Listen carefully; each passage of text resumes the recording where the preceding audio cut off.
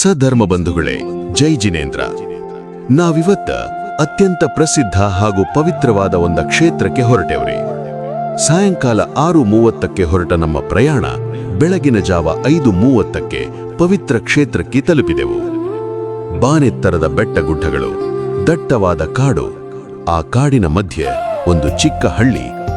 ಅದುವೇ ನಮ್ಮ ಕರ್ನಾಟಕ ರಾಜ್ಯದ ಶಿವಮೊಗ್ಗ ಜಿಲ್ಲೆಯ ಹೊಸನಗರ ತಾಲೂಕಿನಲ್ಲಿರುವ ಅತ್ಯಂತ ಪ್ರಸಿದ್ಧ ಹಾಗೂ ಪವಿತ್ರವಾದ ಹೊಂಬುಜ ಕ್ಷೇತ್ರ.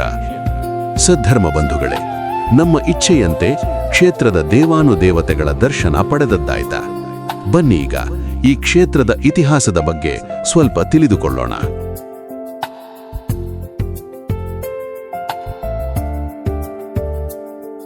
ಹೊಂಬುಜ ಕ್ಷೇತ್ರ ಇಂದಿನ ದಿನದಲ್ಲೂ ಜೈನಿಯರು ಅಷ್ಟವಲ್ಲದೆ ಹಲವು ಧರ್ಮೀಯರ ಪವಿತ್ರ ಯಾತ್ರಾ ಕ್ಷೇತ್ರವಾಗಿ, ಶ್ರೀ ಪದ್ಮಾವತಿ ದೇವಿಯ ಆವಾಸದಿಂದ ಅತಿಶಯ ಕ್ಷೇತ್ರವಾಗಿ ನಿತ್ಯ ಹಿಂದೂ ಹಾಗೂ ಜೈನ ಧರ್ಮೀಯ ಭಕ್ತರನ್ನು ಆಕರ್ಷಿಸುತ್ತಿದೆ. ಹೊಂಬುಜ ಕ್ಷೇತ್ರವು ಶಿವಮೊಗ್ಗ ಜಿಲ್ಲೆಯ ಹೊಸನಗರ ತಾಲೂಕಿನಲ್ಲಿ ಇರುವ ಒಂದು ಹಳ್ಳಿ.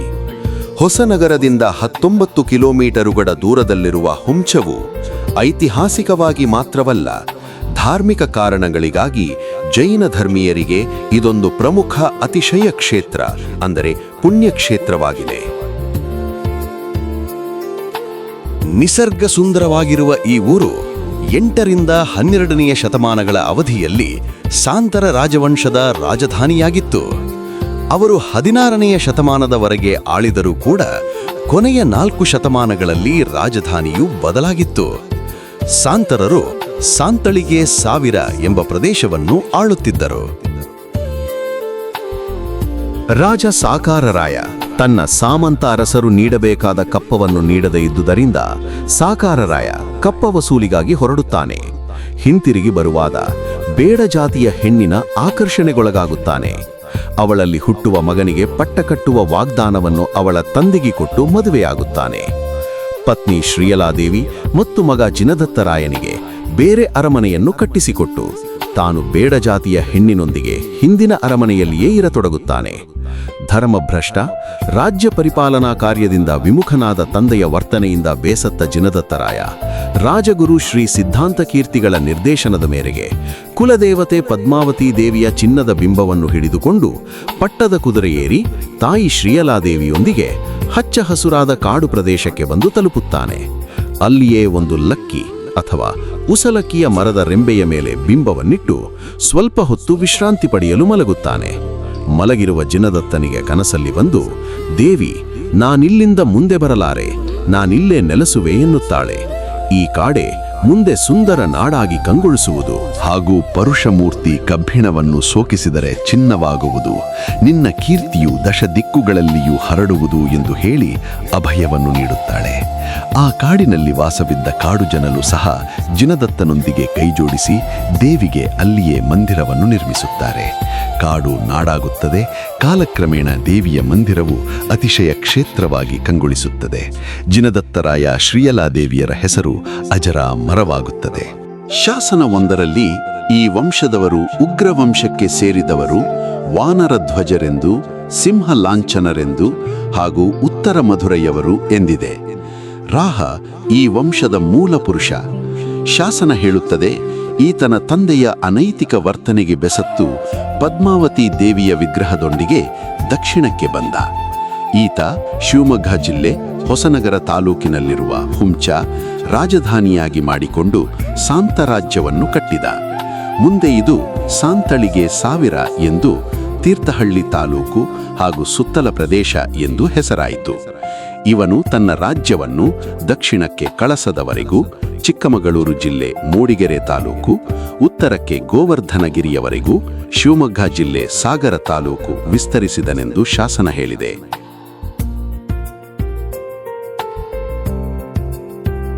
ಈ ವಂಶದ ದೊರೆಗಳು ಜೈನರು.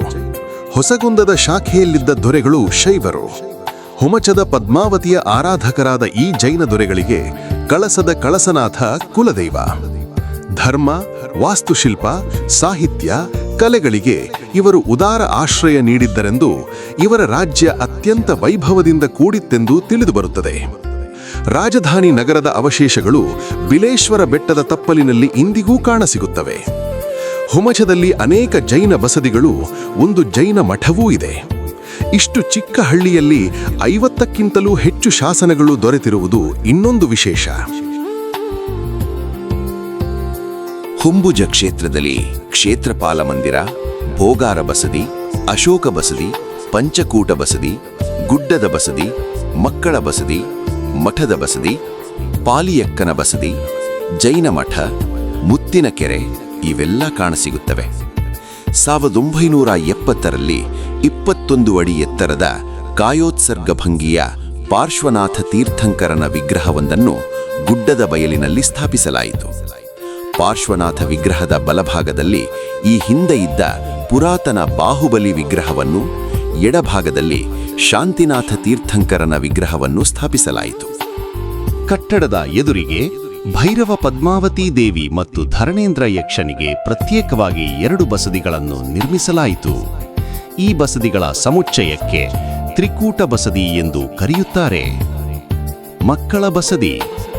ಈ ಬಸದಿಯು ಸಂಪೂರ್ಣವಾಗಿ ಶಿಲಾಮಯವಾಗಿದ್ದು ನವರಂಗ, ಅಂತರಾಳ ಮತ್ತು ಗರ್ಭಗೃಹವನ್ನು ಹೊಂದಿದೆ. ಗರ್ಭಗೃಹದಲ್ಲಿ ಕಾಯೋತ್ಸರ್ಗ ಭಂಗಿಯಲ್ಲಿರುವ ಭಗವಾನ್ ಪಾರ್ಶ್ವನಾಥ ತೀರ್ಥಂಕರನ ವಿಗ್ರಹವನ್ನು ಕಾಣಬಹುದು. ವಿದ್ಯಾರ್ಥಿಗಳಿಗೆ ವಿದ್ಯಾಭ್ಯಾಸಕ್ಕೆ ಅನುಕೂಲವಾಗುವಂತೆ ಬಸದಿಯ ಮೊದಲ ಮಹಡಿಯನ್ನು ನಿರ್ಮಿಸಿರುವುದರಿಂದ ಈ ಬಸದಿಯನ್ನು ಮಕ್ಕಳ ಬಸದಿ ಎಂದು ಕರೆಯುತ್ತಾರೆ. ಮಠದ ಬಸದಿ. ಈ ಬಸದಿ ಮಠದ ಒಳಗೆ ಇದೆ. ಬಸದಿಯ ಗರ್ಭಗೃಹದಲ್ಲಿ ಪದ್ಮಾಸನದಲ್ಲಿ ಕುಳಿತ ನೇಮಿನಾಥ ತೀರ್ಥಂಕರ ವಿರಹ ಮತ್ತು ಮಾತೆ ಸರಸ್ವತಿಯ ವಿಗ್ರಹವನ್ನು ಕಾಣಬಹುದು. ಪಾಲಿಯಕ್ಕನ ಬಸದಿ. ವಿಕ್ರಮಸಾಂತರನ ಅರಮನೆಯ ಅಡುಗೆ ಮನೆಯಲ್ಲಿ ಕೆಲಸ ಮಾಡುತ್ತಿದ್ದವಳು ಸಾಸಿಮೆಯಬ್ಬೆ. ಈಕೆಯ ಮಗಳೇ ಪಾಲಿಯಕ್ಕ. ವಿಕ್ರಮಸಾಂತರನು ಈಕೆಯನ್ನು ಮೆಚ್ಚಿ ಮದುವೆಯಾಗಿ ತನ್ನ ಉಪಪತ್ನಿಯಾಗಿ ಸ್ವೀಕರಿಸುತ್ತಾನೆ. ಈಕೆ ತನ್ನ ತಾಯಿಯ ನೆನಪಿಗೆ ಈ ಬಸದಿಯನ್ನು ಕಟ್ಟಿಸಿದ್ದುದರಿಂದ ಇದನ್ನು ಪಾಲಿಯಕ್ಕನ ಬಸದಿ ಎಂದು ಹೆಸರು ಬಂದಿದೆ. ಜೈನ ಮಠವು. ಪಾರ್ಶ್ವನಾಥ ಬಸದಿಯ ಬಲಭಾಗದಲ್ಲಿ ಜೈನ ಮಠವಿದೆ. ಶ್ರೀ ಕ್ಷೇತ್ರದ ಎಲ್ಲ ಜೈನ ಮಂದಿರಗಳ ದೈನಂದಿನ ಆಡಳಿತವನ್ನು ಮಠವು ನೋಡಿಕೊಳ್ಳುತ್ತದೆ. ಈ ಮಠವು ಶ್ರೀ ಕುಂದಕುಂದಾಚಾರ್ಯರ ನಂದಿ ಸಂಘಕ್ಕೆ ಸೇರಿದ ಸನ್ಯಾಸಿಗಳಿಂದ ನಿರ್ಮಿತವಾಗಿದೆ. ಮುತ್ತಿನ ಕೆರೆ. ಪದ್ಮಾವತಿ ಮಂದಿರದ ನೇರ ಎದುರಿಗೆ ಸುಮಾರು 200 ಮೀಟರ್ ದೂರದಲ್ಲಿ ವಿಶಾಲವಾದ ಕೆರೆಯನ್ನು ಕಾಣಬಹುದು. ಇದುವೇ ಮುತ್ತಿನ ಕೆರೆ. ಜಿನದತ್ತರಾಯನ. ಕನಸಲ್ಲಿ ಬಂದ ದೇವಿ ನುಡಿದಳು, ಕಲಿಗಾಲದಲ್ಲಿ ಪರುಷಮೂರ್ತಿಗೆ ಇನ್ನು ಬೆಲೆಯಿಲ್ಲ. ಭಯ, ವಿನಯ, ಉಪಕಾರ ಸ್ಮರಣೆ, ಕೃತಜ್ಞತೆಗಳಿಗೆ ಇನ್ನು ಅಭಾವ. ಇದಕ್ಕೆ ನೀನೇ ಸಾಕ್ಷಿ ಜಿನದತ್ತ. ನಾನಿನ್ನು ಪಾತಾಳಕ್ಕಿಳಿಯುವೆ ಎಂದಳು. ಮುಂದುವರೆದು, ಇಲ್ಲಿಂದ ಸ್ವಲ್ಪ ದೂರದ ಗುಡ್ಡದ ಹಿಂದಿನ ಪೊದೆಯಲ್ಲಿ ನನ್ನ ಪುರಾತನ ವಿಗ್ರಹವಿದೆ. ಅದನ್ನು ಇಲ್ಲಿ ತಂದು ಪ್ರತಿಷ್ಠೆ ಮಾಡು. ಅದರಲ್ಲಿ ನನ್ನ ಶಕ್ತಿಯೆಲ್ಲ ತುಂಬಿರುತ್ತದೆ. ಎಲ್ಲಿಯವರೆಗೆ ಲಕ್ಕಿಯ ಗಿಡ ಒಣಗದೋ, ಎಲ್ಲಿಯವರೆಗೆ ಮುತ್ತಿನ ಕೆರೆ ಬತ್ತದೋ, ಎಲ್ಲಿಯವರೆಗೆ ಬಲಮುಡಿ ಪ್ರಸಾದವು ಇಲ್ಲಿ ಆಗುತ್ತಿರುವುದೋ, ಅಲ್ಲಿಯವರೆಗೆ ನಾನು ನಿನ್ನನ್ನು ಕಾಪಾಡುತ್ತಿರುತ್ತೇನೆ ಎಂದು ಅಭಯ ನುಡಿಯುತ್ತಾಳೆ. ಪರುಷಮೂರ್ತಿಯು ಪಾತಾಳಕ್ಕಿಳಿದು ಮಾಯವಾಗುತ್ತದೆ. ಉಮಚದಲ್ಲಿರುವ ಇನ್ನೊಂದು ಆಕರ್ಷಣೀಯ ಮಂದಿರ ಪಂಚಕೂಟ ಬಸದಿ. ಇಲ್ಲಿರುವ ಬಸದಿಗಳಲ್ಲಿ ಪಂಚಕೂಟ ಬಸದಿಯೇ ಎಲ್ಲಕ್ಕಿಂತ ದೊಡ್ಡದು ಮತ್ತು ಪ್ರಸಿದ್ಧವಾದುದು. ಈ ಮಂದಿರದ ಪ್ರಮುಖ ಆಕರ್ಷಣೆ ಎಂದರೆ 5 ಗರ್ಭಗೃಹಗಳು. ಹಾಗಾಗಿಯೇ ಇದಕ್ಕೆ ಪಂಚಕೂಟ ಬಸದಿ ಎಂದು ಹೆಸರು ಬಂದಿದೆ. ಬಸದಿಗೆ ಊರ್ವಿಕುಲ ತಿಲಕ ಎಂದು ಹೆಸರಿದೆ. ಚಾಳುಕ್ಯ ಶೈಲಿಯಲ್ಲಿ ಈ ಬಸದಿಯನ್ನು ನಿರ್ಮಿಸಲಾಗಿದೆ. ಪಲ್ಲವರಾಜನ ಪತ್ನಿ ಚಟ್ಟಲಾದೇವಿಯು 1077ರಲ್ಲಿ ಈ ಬಸದಿಯನ್ನು ಕಟ್ಟಿಸಿದಳು ಎಂದು ಶಾಸನಗಳಿಂದ ತಿಳಿದುಬರುತ್ತದೆ. 1 ಅಂತರಾಳ, ನವರಂಗ ಮತ್ತು 1 ಬಯಲು ಮುಖಮಂಟಪಗಳಿವೆ. ದೇವಾಲಯದ ಸುತ್ತಲೂ ಪ್ರದಕ್ಷಿಣ ಪಥವಿದೆ. 5 ಗರ್ಭಗೃಹಗಳಲ್ಲಿ ವೃಷಭನಾಥ, ಅಜಿತನಾಥ, ಶಾಂತಿನಾಥ, ಪಾರ್ಶ್ವನಾಥ ಮತ್ತು ಮಹಾವೀರ ತೀರ್ಥಂಕರರ ವಿಗ್ರಹಗಳಿವೆ. ಅಂತರಾಳ ಮುಖಮಂಟಪದಲ್ಲಿ ಸುಂದರವಾದ ಕುಸುರಿ ಕೆತ್ತನೆಗಳನ್ನು ಕಾಣಬಹುದು. ಬಸದಿಯ ಮುಂಭಾಗದಲ್ಲಿ ಭವ್ಯವಾದ ಮಾನಸ್ತಂಭವಿದೆ. ಇದು ಒಂದೇ ಒಂದು ದೊಡ್ಡ ಕಲ್ಲಿನಿಂದ ನಿರ್ಮಿತವಾಗಿದ್ದು ಸುಂದರವಾದ ಕೆತ್ತನೆಗಳನ್ನು ಹೊಂದಿದೆ. ಈ ಮಾನಸ್ತಂಭವು 3 ಹಂತಗಳನ್ನು ಹೊಂದಿರುವ ವೇದಿಕೆಯ ಮೇಲೆ ನಿಂತಿದೆ. ಎಲ್ಲಕ್ಕಿಂತ ಕೆಳಗಿನ ಹಂತದಲ್ಲಿ 4 ಮೂಲೆಗಳಲ್ಲೂ ಮತ್ತು ಮಧ್ಯ ಬಿಂದುಗಳಲ್ಲೂ ಆನೆಗಳನ್ನು ಕೆತ್ತಲಾಗಿದೆ. ಈ ಆನೆಗಳ ನಡುವೆ ವಿವಿಧ ಭಂಗಿಗಳಲ್ಲಿ ಕುಳಿತಿರುವ ಸಿಂಹಗಳ ಕೆತ್ತನೆಯಿದೆ. 2ನೇ ಹಂತದಲ್ಲಿ ಅಷ್ಟದಿಕ್ಪಾಲಕರು ಮತ್ತು ಸಂಗೀತಗಾರರು ಸೇರಿದಂತೆ ಅವರ ಪರಿವಾರದವರನ್ನು ಕೆತ್ತಲಾಗಿದೆ. ಬಲಭಾಗದಲ್ಲಿ ಜಿನದತ್ತರಾಯನ ಅರಮನೆಯ ಅವಶೇಷಗಳನ್ನು ಕಾಣಬಹುದು.